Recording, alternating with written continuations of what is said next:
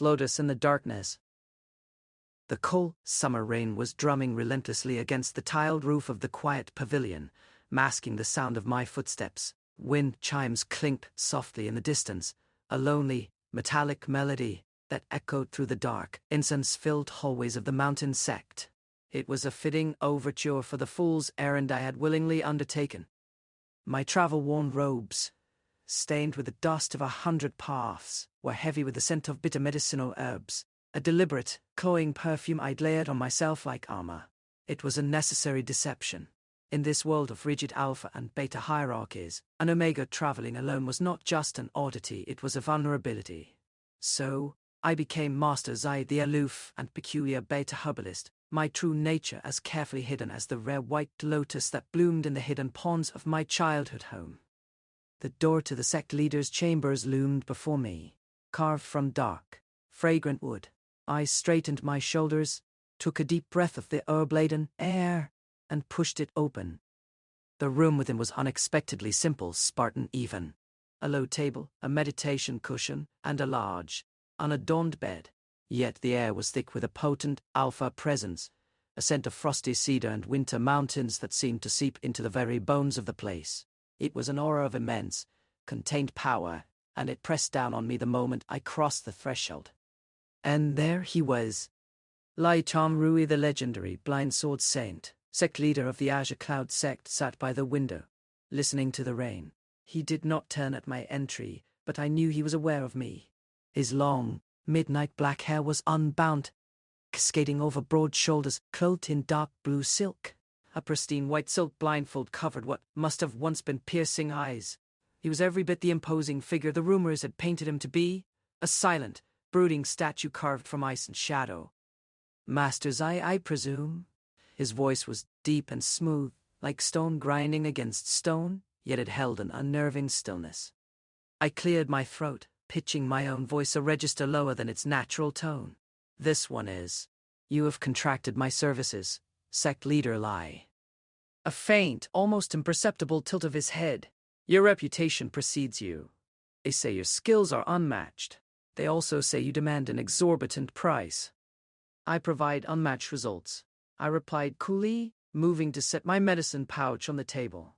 The silver wind chime on his belt let out a single, clear note as he shifted.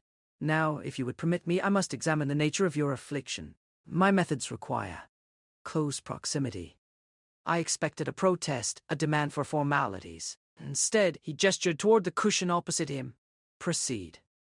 I knelt, the rustle of my pale green silk robes loud in the quiet room. As I leaned in, the full force of his scent washed over me. A dizzying wave of frosty cedar so potent it nearly made my head swim. I fought the instinctual urge to recoil, to bare my neck in submission, and focused on the task at hand. My fingers, carefully coated in a pungent herbal salve, reached toward the blindfold. The moment my skin came within a breath of his, a shudder ran through him. His powerful frame went rigid. I froze. What is that scent? He rasped, his head snapping toward me. He couldn't see me, but he was looking directly at my soul. Beneath the ginseng and wormwood, there is something else. My heart hammered against my ribs. My suppression pills were the best money could buy. A foolproof method to cloak my omega nature. It is a rare flower, sect leader. An ingredient from my homeland. Part of the treatment, I said, forcing my voice to remain steady. A flower.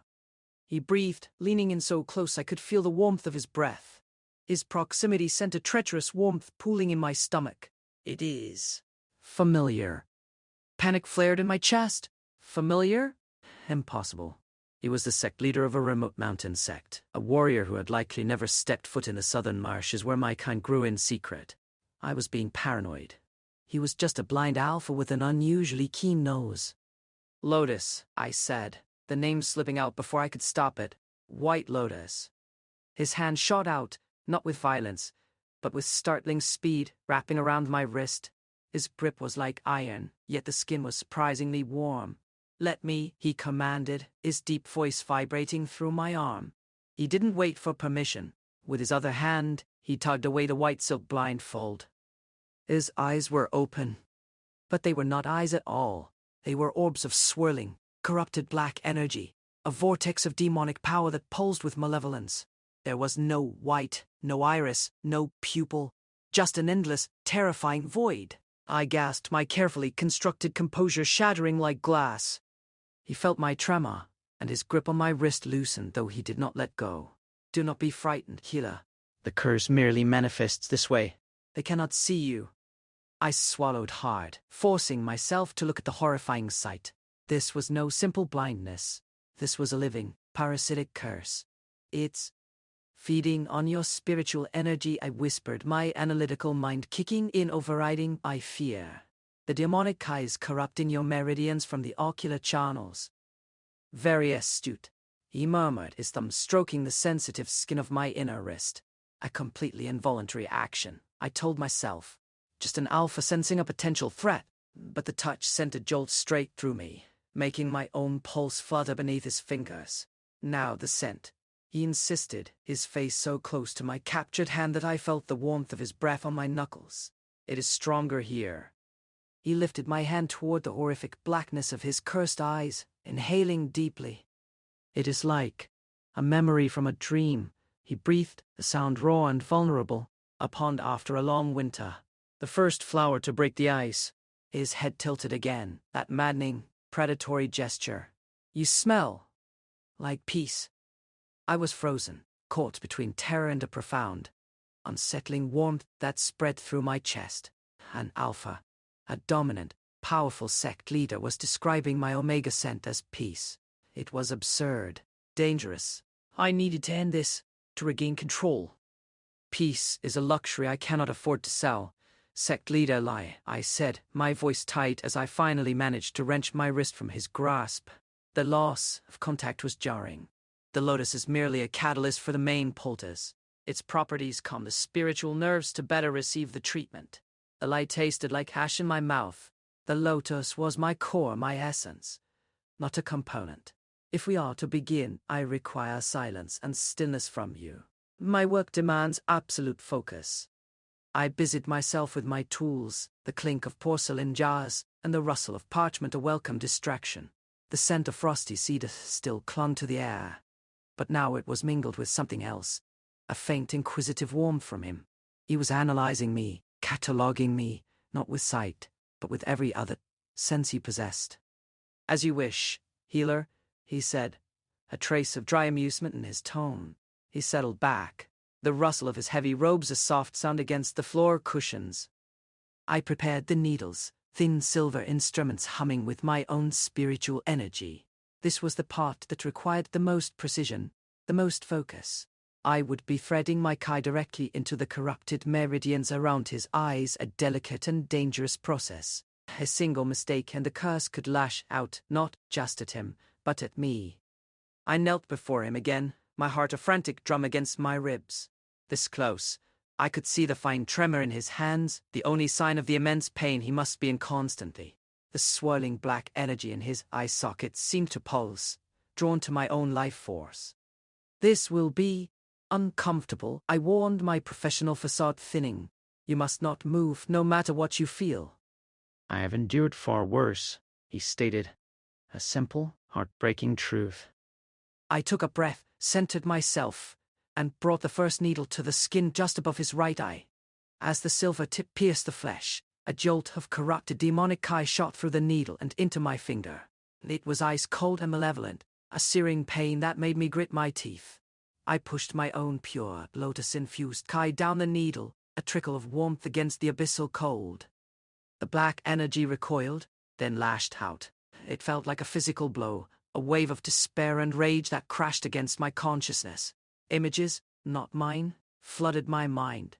A battlefield slick with rain and blood, the glint of a demonic blade, a woman's scream cut short, and then nothing but pain and darkness. Light Yan Rui's final memory before the curse took hold.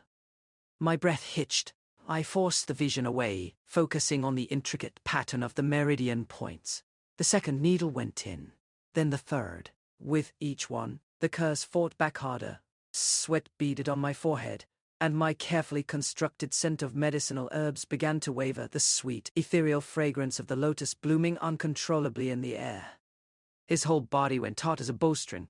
His head fell back, exposing the long, vulnerable line of his throat. A low growl, deep and primal, rumbled in his chest. "Stay still," I gasped, my fingers trembling as I placed the fourth needle. The scent of lotus was stronger now, filling the small space with its impossible purity. It was a stark, beautiful contrast to the oppressive evil of the curse and the cold majesty of his frosty cedar scent. His growl softened into something else, a sound of profound, painful yearning. His hand, which had been resting on his knee, lifted slowly, hesitantly, as if testing the air. His fingers brushed against my sleeve, then settled gently on my shoulder. The touch was electric. He wasn't possessive or aggressive. It was grounding, as if he were a drowning man and I were the only solid thing in a churning sea. The scent of frosty cedar seemed to warm, losing some of its intimidating edge, blending with my lotus into something intoxicating, something that whispered of ancient forests and hidden springs. "The lotus," he murmured, his voice strained. "It's getting stronger. Why?" Side effect, I lied, my concentration fraying. The demonic high was relentless, a torrent of darkness battering against my own. The cleansing process. It stirs dormant energies. Do not be alarmed. My faint deep voice was cracking, the strain too much. I sounded more like myself, higher, softer. I prayed he wouldn't notice. He didn't answer. His thumb began to stroke my shoulder, a slow, rhythmic movement that was both a comfort and a torment. I could feel the heat of him through the layers of my silk robes, a warmth that spread through me, chasing away the chill of the demonic energy. My own body was betraying me, my omega instinct screaming that this was safety, this was home. It was the most dangerous illusion of all. I had to finish. With a final, desperate push of my spirit, I guided the last needle into the final point. The moment it settled, a blinding white light erupted from my fingertips, engulfing his face. A high-pitched shriek, not of this world, echoed in the room as the cursed Kai was forcibly expelled from the ocular meridians. The pressure in my mind vanished, and I slumped forward, my forehead resting against his knee, utterly spent. For a long moment, there was only the sound of the rain, our ragged breaths, and the gentle, melodic chiming of the silver bell on his belt as he trembled. His hand moved from my shoulder to the back of my neck, his fingers tangling gently in the tie of my hair. "Your scent," he said, his voice raw, stripped of all its earlier authority. It was quiet, reverent. "The herbs, they're gone. All I can smell is the lotus." Panic, cold and sharp, cut through my exhaustion. The suppression pills had failed completely. I had pushed too hard, and my own spiritual energy, the very core of my omega nature, had overwhelmed them. I was exposed. Utterly, terrifyingly exposed. I pushed myself up, scrambling backward on the polished wooden floor, creating as much distance as I could. I fumbled with my medicine pouch, my fingers clumsy and weak. "The treatment is finished for today," I said, my real voice. Soft, breathless, and unmistakably male, but holding that high omega lilt, filled the space between us. There was no hiding it now. "The effects are temporary. We will need to repeat the process. I must go." He didn't move. He just sat there. The swirling blackness in his eye sockets now receded to a dull, smoldering gray. He turned his head toward the sound of my retreat, a predator tracking its prey. "Stay," he commanded. It wasn't a request. It was the quiet, undeniable order of a sect leader, of an alpha who had just found something he'd been unconsciously searching for. "I cannot," I stammered, shoving my supplies back into my pouch. "My work is done. The fee." "To hell with the fee," he cut in, his tone hardening. "Who are you?" "I am Master's Eye, the healer you hired." I insisted, my back hitting the far wall. I was cornered, trapped. The room suddenly felt impossibly small, the scent of frosty cedar and blooming lotus a cloying, intoxicating fog. "That was a lie," he stated.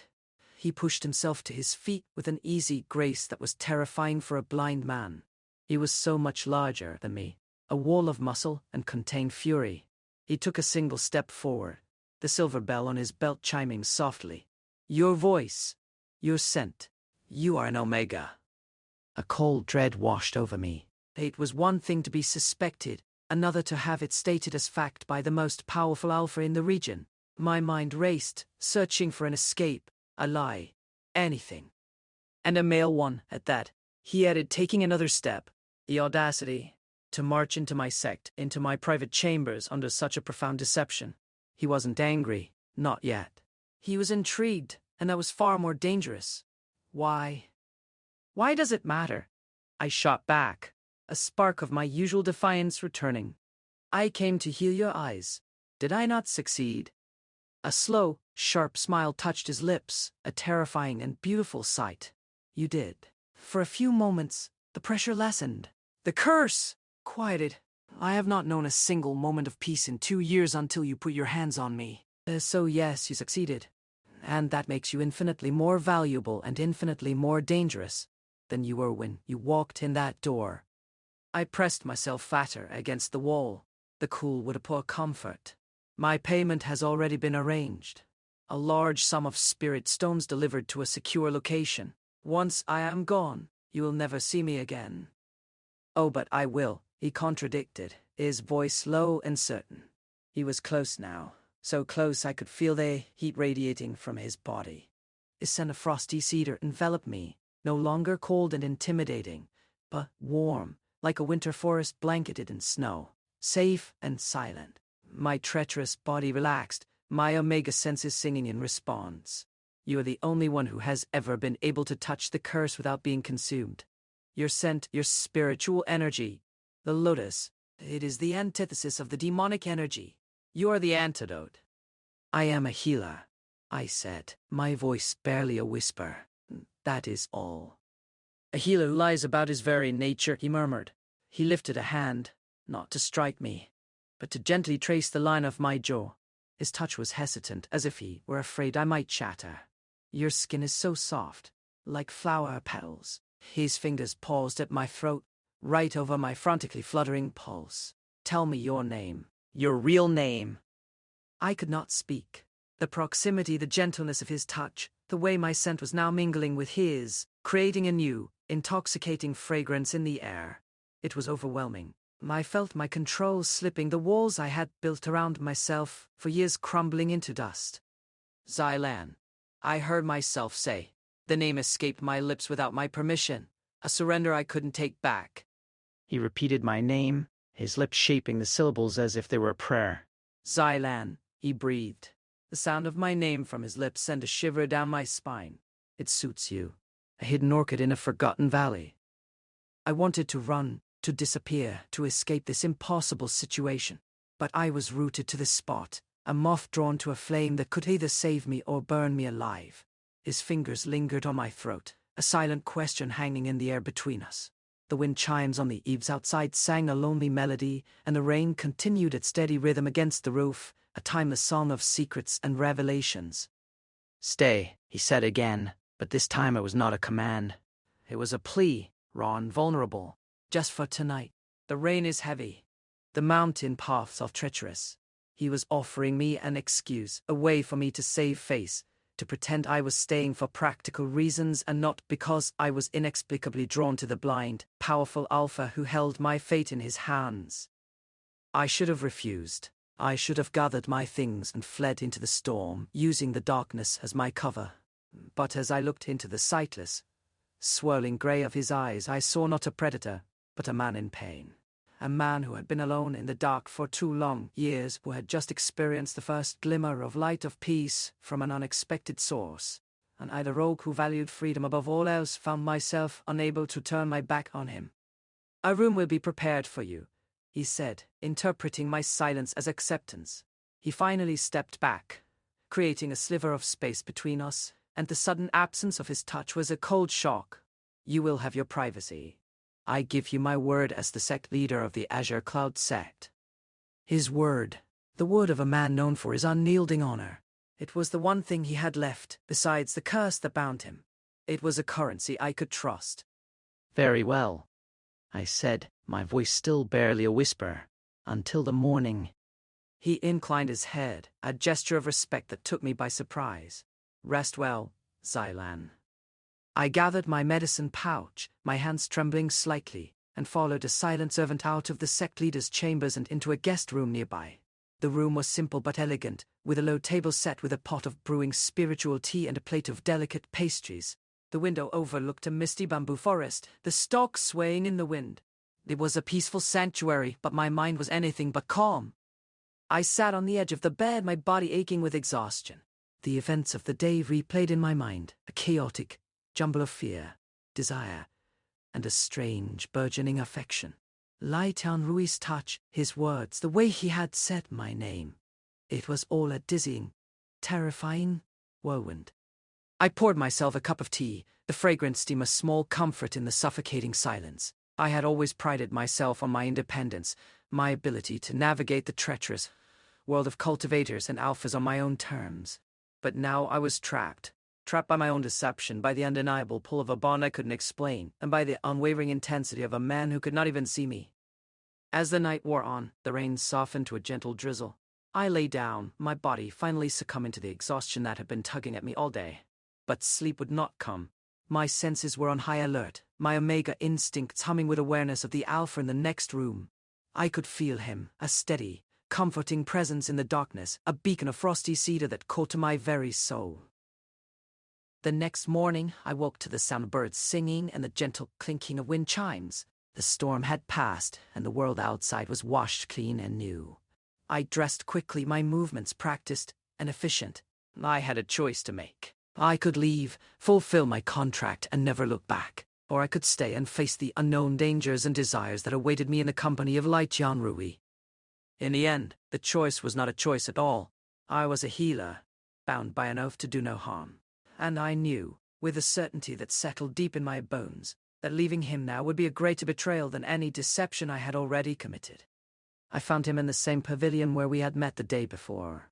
He was sitting on a stone bench in a small, enclosed garden, his face turned toward the rising sun. The morning light caught the silver in his hair, making him look like a deity descended from the heavens. "You're still here," he said, not turning as I approached. His hearing was indeed remarkable. "I gave you my word," I replied, my voice still soft, no longer bothering with the charade of a lower pitch. "We have work to do." He turned his head, a small smile playing on his lips. "I was hoping you would say that." We worked through the day in a tense but productive silence. The second treatment was easier than the first, the demonic energy less volatile, as if it were growing accustomed to my presence. I focused solely on my craft, my fingers moving with practiced precision as I guided my Kai through the cursed meridians. Lai Tianrui remained perfectly still, his breathing even, his body a canvas of coiled strength. The only sounds were the rustle of my robes, the soft clinking of the silver bell on his belt when he shifted, and the distant, melancholic strains of a gyukin being played somewhere in the sect. As the sun began to set, painting the sky in hues of orange and pink, I finished the final stitch of my energy work. I slumped back, the familiar exhaustion washing over me, but there was also a sense of accomplishment. The dark energy in his eyes had receded further, now a faint, smoky gray instead of a swirling abyss. "It's working," I said, a note of wonder in my voice. "The curse is weakening." "It is," he agreed, his voice thoughtful. "But it is not just your needles, Zai Lan. It is your presence." I stiffened, the familiar wariness returning. "My presence has nothing to do with it." "It is the purity of my spiritual energy, the properties of the lotus." "Is that what you tell yourself?" he interrupted, a hint of amusement in his tone. He turned his sightless face toward me, a small, knowing smile on his lips. "You feel it too, don't you? This connection, this resonance between our energies." I didn't answer. I couldn't, because he was right.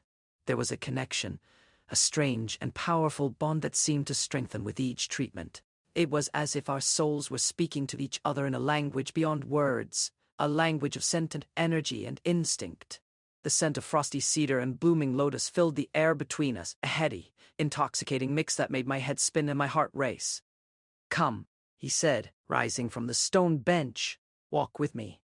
I hesitated, my mind screaming at me to refuse, to maintain a safe distance, but my feet seemed to have a will of their own, and I found myself falling into step beside him. We walked through the sect's meticulously maintained gardens, the path smooth beneath our feet. He moved with an unerring confidence, his steps sure and steady, as if he could see the winding paths and blooming flowers with some inner eye. The silver bell on his belt chimed a soft, rhythmic melody, a counterpoint to the evening birdsong. "This place was my mother's favorite," he said, his voice quiet. "She loved the wisteria. Said it reminded her of tears and stars all at once." I looked up at the cascading purple flowers hanging from a wooden trellis above us, their sweet, heavy fragrance mingling with the scents of cedar and lotus in the air. It was a strange, beautiful harmony. "It's beautiful. She was the one who taught me to play the gyukin," he continued, stopping before a small, elegant pavilion overlooking a koi pond. "She said music was the language of the soul, a way to express what words could not." He moved to sit on a stone bench inside the pavilion, patting the space beside him. "Play for me, Xilan." "I don't." "I know you can," he said, a knowing smile in his voice. "A healer's hands are sensitive to the flow of energy. The gyukin is no different. It is an instrument of energy, of emotion." I sat down beside him, my heart pounding against my fingers. I had not touched a gyukin in years, not since I left my home. Not since I buried my old life beneath layers of deception and lies. But as my fingers brushed against the silk strings, a familiar thrill shot through me, a ghost of a forgotten joy. I began to play a simple, melancholic tune that my mother had taught me. A song of lost love and longing. The notes filled the quiet evening air, a raw, unguarded expression of the sorrow I had carried with me for so long. I closed my eyes, letting the music flow through me. A river of emotion that had been dammed up for far too long. Lai Tanrui listened in silence, his head tilted, a look of profound concentration on his face. As the last note faded into the twilight, he reached out and took my hand. His touch was gentle, a stark contrast to the powerful Alpha who had commanded me to stay just the night before. "You carry a great sadness in you, Xilan," he said, his thumb stroking the back of my hand in a slow, comforting rhythm. "A sadness as deep and vast as the sea." I tried to pull away, but his grip tightened, not with force, but with a quiet insistence that stole the fight from me. "I am a healer. I see suffering every day, and it is only natural that some of it would cling to me." "This is not the suffering of others," he countered, his voice soft but firm. "This is your own, a pain you have hidden away even from yourself." I didn't respond, my mind a chaotic storm of emotions. I had spent years building walls around my heart, convincing myself that I was content with my life of solitude and deception. But here, in the quiet of the garden, with the scent of wisteria and cedar and lotus swirling around us, those walls were beginning to crumble. "Tell me," he urged, his voice a gentle caress. "Let me share your burden." I looked at our joined hands, at the stark contrast between his strong, callous fingers and my own, slender and pale. I had never allowed anyone to get this close, never let anyone see the vulnerability beneath my witty, sarcastic facade. But with Lai Tianrui, it felt different. He was blind, yet he saw me more clearly than anyone ever had. "My family," I began, my voice barely a whisper. They were not like me. They were proud alphas and betas from a long line of warriors. They had great plans for me. "And you disappointed them," he guessed, his voice filled with a surprising empathy. I let out a bitter, self-deprecating laugh. Disappointed is too mild a word. "When my nature manifested, when they learned I was an Omega, it was a disgrace. A stain on their honor. They gave me a choice. Be bound to an alpha of their choosing, a man old enough to be my grandfather, or be cast out." I could feel the anger radiating from him, a cold fury that made the air crackle. His grip on my hand tightened, a possessive, protective gesture that sent a shiver down my spine. "They cast you out." "They did," I confirmed, a hollow ache in my chest. "I was 15. I took what little money I had, and I ran. I learned to hide my scent, to change my voice, to be someone else. I became Master's Eye, the rogue herbalist." It was the only way I could survive. We sat in silence for a long moment, the weight of my confession hanging between us. The last rays of the sun disappeared below the horizon, and the world was bathed in the soft, ethereal light of the rising moon. "You're not a disgrace, Xilan," he said, his voice slow and intense, a vow in the darkness. You are the strongest person I have ever known. I flinched at the sincerity in his tone, a raw, unguarded praise that I hadn't heard in over a decade. It was too much, too soon. I tried to pull my hand away again, but he held fast, bringing my knuckles to his lips. The touch was feather-light, a startlingly intimate gesture that stole the breath from my lungs. "Their loss is my gain," he murmured against my skin. "They threw away a priceless treasure, and I am the one who found it." My heart hammered against my ribs, a frantic, wild rhythm. His scent of frosty cedar enveloped me, no longer cold and intimidating, but warm and protective, a fortress against the world. And my own scent, the sweet, ethereal fragrance of the lotus, bloomed in response, a silent surrender to the undeniable pull between us. I had to get away. This closeness, this intimacy, it was a dangerous luxury I couldn't afford. "I should go," I said, my voice trembling. "It's late." "Stay," he said again, the same word he had used the night before, but this time it was not a command or a plea. It was a simple statement of fact, as if my staying was as natural as the rising of the moon. "I can't," I insisted, finally wrenching my hand from his grasp. I stood up, my movements jerky and awkward. This is impossible. You are the sect leader. I am a nobody, a wandering healer with a past he'd rather forget. We are from different worlds." "Are we?" he countered, rising to his feet with a fluid grace that was both captivating and intimidating. "In the dark, there is no sect leader and no wandering healer. There is only a man and a healer, and the scent of lotus in the garden." He took a step toward me, and I instinctively took a step back, my retreat halted by the intricately carved wooden pillar of the pavilion. I was cornered again, trapped by the unyielding force of his presence. "Don't be afraid," he said, his voice a low, soothing murmur. He lifted a hand, not to touch me, but to gently brush a stray lock of hair from my forehead. His fingers lingered for a moment, tracing the shape of my brow, the line of my cheekbone. His touch was electric, a jolt of pure, adulterated sensation that made my whole body tremble. "I'm not afraid," I lied, my voice a breathless whisper. "I am prudent." A low chuckle rumbled in his chest, a sound that was both amused and deeply intimate. "Is that what you call it? Prudence?" He leaned in closer, his scent of frosty cedar washing over me, a dizzying, intoxicating wave of pure alpha. "You can lie to me with your words, Silan. You can even lie to me with your hands, but you cannot lie to me with your scent." His other hand came up to rest on the pillar beside my head, effectively caging me in. I was trapped, not by force, but by a net of scent and sensation and raw, undeniable attraction. My omega instincts were screaming, a chaotic chorus of run and submit and stay that was driving me to the brink of madness.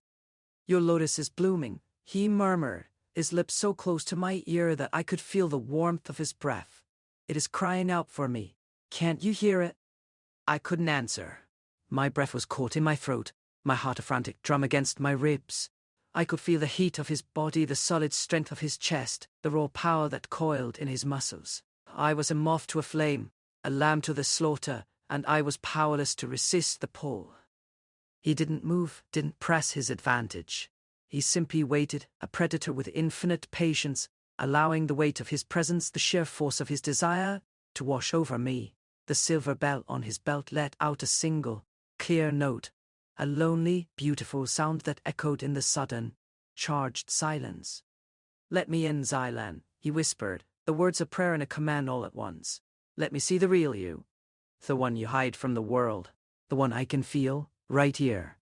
He placed a hand over my heart, and I flinched at the contact. His touch was gentle, a stark contrast to the overwhelming force of his presence.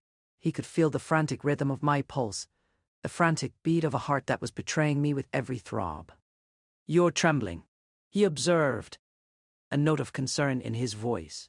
He was not mocking me, not gloating in his power over me. He was genuinely concerned, and that, more than anything, was my undoing. I had spent years building a fortress around my heart, a fortress of sarcasm and deception and feigned indifference. But Lai Tianrui had breached my walls with nothing more than a few words, a touch, and the undeniable truth of my own scent. He saw me, not as a prize to be won or a tool to be used, but as a person, a soul, a treasure he had stumbled upon in the darkness. I could not fight him any more. I did not want to fight him any more. With a sob that was part despair, part surrender, I leaned into his touch. My head fell against his chest, my hands coming up to clutch at the front of his robes. The fabric was soft and luxurious, the scent of frosty cedar comforting, protective blanket around me. "You'll destroy me," I whispered, the words muffled against his chest. "No," he promised, his arms coming around me, a gentle, possessive embrace that felt safer than any fortress I had ever built. "I will protect you, with my life." His arms tightened around me, a silent vow in the darkness. For a long moment, we simply stood there, two lost souls finding solace in each other's arms, the scent of lotus and cedar, a heady, intoxicating mix that promised a future I had never dared to dream of. Then I remembered the cure, the ultimate cure, the one I had been saving, the one I had told myself I would never use, the one that required not just my spiritual energy, but my very life essence, my omega core. It was a fool's gamble, a last resort that could heal him completely, or leave me a hollow, empty shell. But as I stood there, wrapped in the warmth of his embrace, I knew I had no choice. I could not leave him in the dark, not when I held the key to the light. "Lai Tianrui," I said, my voice still trembling, but now with a newfound resolve. I pulled back slightly, looking up at his sightless face, a fierce determination hardening my features. "There is one more thing I can try. A final treatment. It will require everything I have." He stiffened, a frown creasing his brow. "Everything you have? What do you mean?" "It means there is a risk," I said, my mind racing. I couldn't tell him the whole truth, not yet. It is a powerful ancient technique. It might drain me completely. But if it works, it will break the curse for good. "No," he said, his voice firm, a hint of the command I had heard when I first met him. "I will not allow you to sacrifice yourself for me. I would rather remain blind than see a world without you in it." His words, so simple, so heartfelt, were a dagger to my heart. He barely knew me, yet he was willing to sacrifice his own sight for my well-being. It was a kindness, a selflessness I had not experienced since I was a child, and it strengthened my resolve. "It is my choice," I said, my voice steady now, "and I have already made it." Before he could protest further, I pushed him down onto the stone bench. I knelt before him, my hands moving with a speed and purpose that left no room for argument. I reached into a hidden pouch within my medicine bag, my fingers closing around a small, smooth stone, cool to the touch. It was my ultimate healing spiritual tea, a carefully compressed cake of the rarest ingredients, imbued with a decade of my own spiritual energy. It was my legacy, my last resort. "What are you doing?" he asked, his hands coming up to grip my shoulders, a desperate attempt to stop me. "Saving you," I said, my voice a fierce whisper. I held the stone to my lips and whispered a single, ancient word, pouring the last of my energy, the very essence of my omega core, into the stone. It flared to life, a blinding white light that illuminated the pavilion in an ethereal glow. The compressed cake instantly dissolved into pure, shimmering liquid that smelled of starlight and lotus and the first breath of spring. I pressed the glowing liquid to his lips. "Drink." He fought me for a moment, his alpha pride warring with a desperate hope in his heart. But the scent of the tea, the pure, untainted essence of my soul, was too powerful a lure. He opened his mouth, and I poured the liquid in. He swallowed, and the world exploded. The demonic curse, sensing its imminent demise, let out a final, terrifying shriek of rage. A wave of pure, malevolent energy erupted from him, a black storm that threatened to tear the pavilion apart. But the pure, white light of the spiritual tea was a brilliant shield, a wall of celestial fire that incinerated the darkness on contact. I held on, my hands on his shoulders, my own body screaming in protest as the backlash of the curse washed over me. It felt like my soul was being torn apart, my very essence being unraveled thread by thread. But I didn't let go. I wouldn't. Then, as suddenly as it began, it was over. The light faded, the shrieking stopped, and the world was plunged into a sudden, breathtaking silence. The air was clean, pure, the scent of frosty cedar and lotus a gentle, harmonious whisper in the night. Lai Tianrui was trembling, his hands gripping my arms with a force that almost hurt. He was panting, his body coiled tight with a tension that was almost painful to witness. Xylan, he breathed, his voice raw, stripped of all its layers of command and control. It's gone. The curse, the pain, it's all gone. He slowly, hesitantly, raised a hand to his face. His fingers trembled as they found the knot of the white silk blindfold. With a single, decisive movement, he pulled it away. And he opened his eyes. They were not the swirling vortex of black energy I had seen before. They were not the smoky gray of the day's treatments. They were the clearest, most piercing eyes I had ever seen, the color of a stormy sea, a deep, turbulent blue that was filled with a lifetime of pain, but also a newfound, dawning light. He blinked, his eyelids fluttering as they struggled to adjust to the dim light of the rising moon. Then, he focused. He focused on me.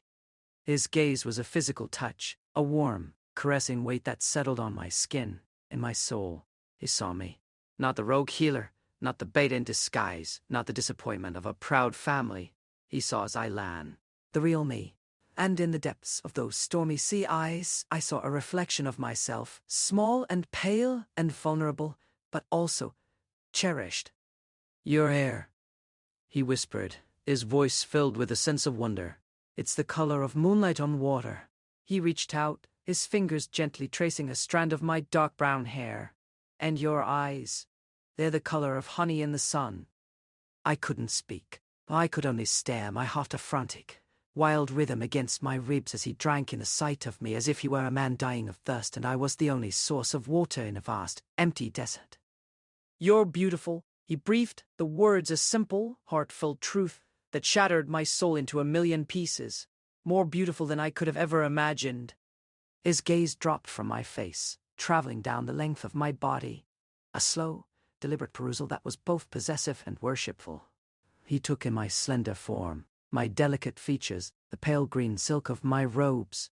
He was seeing me, not as an object of desire, but as a work of art, a masterpiece of creation that he was only now discovering. Then he saw the faint, shimmering aura that surrounded me, a soft, ethereal glow that only someone with a powerful spiritual sight could perceive. He saw the pure, untainted essence of my omega core, now laid bare, a radiant beacon in the darkness. Your scent, the lotus, he murmured, a look of dawning comprehension on his face. It's not a flower, it's you. It's your soul. I could only nod, a single, silent tear tracing a path down my cheek. Fated partners, he breathed, the words a revelation, a vow, a prayer. All this time, the resonance, the connection, it wasn't just the curse. It was us. We were meant to find each other. He rose to his feet, pulling me up with him. His hands cupped my face, his thumbs gently wiping away my tears. His gaze was intense, a fiery, consuming passion that burned away all my fears, all my doubts. I have spent 2 years in darkness, he said, his voice a low, intense murmur, but I would willingly spend an eternity in it again, if it meant I would find you at the end of it. And then he kissed me. It was not a kiss of conquest or possession, but a kiss of homecoming, of two lost souls finally finding their way back to each other. His lips were warm and firm, a stark, welcome contrast to the cold, lonely years I had spent on the run. I kissed him back with all the desperation and longing of a lifetime spent in hiding, a silent surrender to the undeniable truth of our bond. The world around us faded away, the scent of lotus and cedar a swirling, intoxicating fog, a promise of a future I had never dared to dream of. In his arms, I was no longer a rogue healer, no longer a disappointment, no longer a man on the run. I was Xylan, and I was home. When we finally broke apart, we were both breathless, our foreheads resting against each other. The world slowly came back into focus, the quiet garden, the shimmering moonlight, the gentle chirping of crickets in the night. Stay with me, he said, his voice a raw, vulnerable plea. Forever. I looked into his stormy sea eyes, at the reflection of the moon and stars, and a future I had never dared to imagine, and I knew, with a certainty that settled deep in my soul that my days of running were over. "There is nowhere else I would rather be," I promised, my voice a soft, steady whisper. He smiled, a true, genuine smile that reached his eyes and made them sparkle with a light that could outshine the sun. He took my hand, his fingers lacing with mine, a perfect, unbreakable fit. And as we stood there hand in hand under the watchful gaze of the moon and stars, we knew that this was not an ending, but a beginning. A new chapter in a story that was just getting started, a story of a blind sword saint and a rogue healer, a story of love and sacrifice and the unbreakable bond of two souls who had found each other in the darkness. I was no longer afraid. I was no longer alone. And as I looked into the eyes of the man who had seen the truth of my soul, I knew, with a certainty that filled me with a warmth that chased away the last of the shadows, that I was finally, truly home. The world came back into focus not with a jolt, but as a slow, gentle tide of reality. The crisp night air on my damp cheeks, the solid warmth of Lai Tianrui's hand in mine, the distant, lonely cry of a night bird. They were all sensations of a world I thought I had lost forever, now returned with an impossible, brilliant clarity. "Your Highness," a hesitant voice called from the shadows of the garden path. An elderly man. The sect steward stepped into the moonlight, his face a mask of deep concern and confusion. He held a lit lantern, its gentle glow illuminating the disarray of the pavilion. The scorched stone, the overturned table, the two of us clinging to each other like survivors of a shipwreck. We felt a massive spiritual disturbance. Are you all right?" Lai Tianrui's grip on my hand tightened, a silent reassurance. He turned toward the steward, and for the first time the old man did not receive the sightless, stoic profile of his leader. He received the full, devastating force of Lai Tianrui's open gaze. The steward gasped, the lantern slipping from his numb fingers and clattering to the ground. He stumbled back a step, his eyes wide with a terror and awe that verged on madness. Your eyes. "I can see, Uncle Wai," Lai Tianrui said, his voice no longer a command, but a simple statement of fact, imbued with a quiet, profound joy. "The curse is broken." The steward stared, then looked at me, a dawning, incomprehensible understanding in his gaze. He saw my pale face, my tear-streaked cheeks, the way I leaned into his sect leader's touch. He saw the truth without it ever being spoken.